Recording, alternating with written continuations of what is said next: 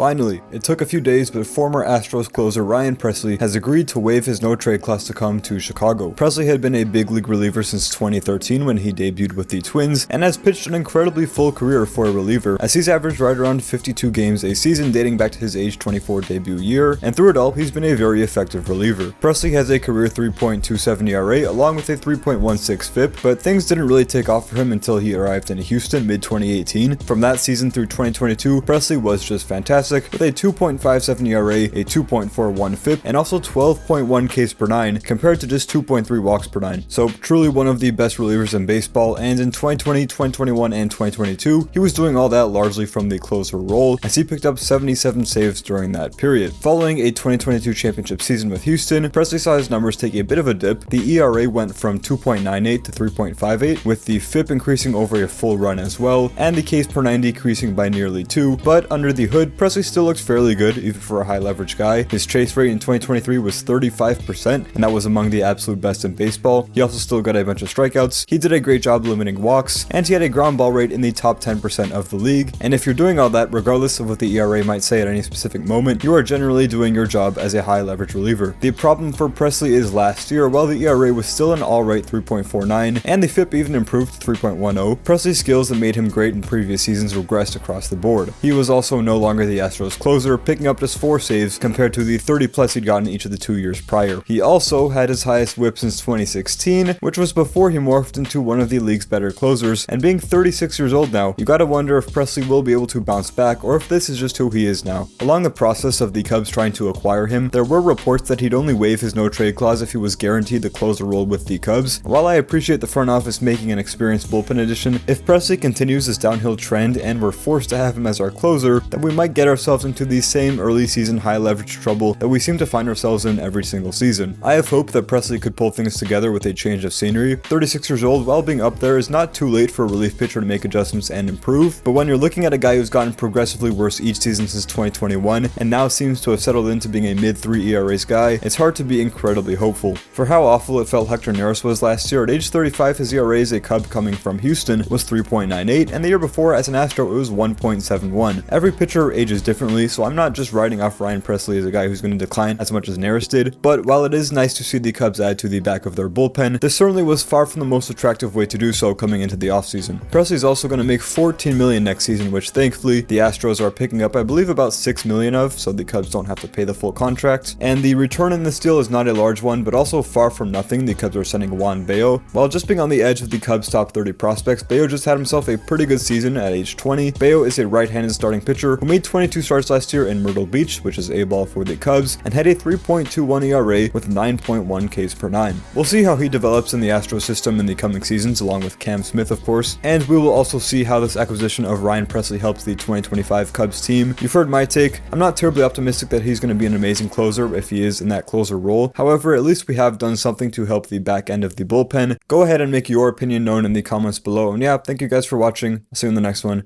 Hit like, subscribe, all that. Thank you. See you.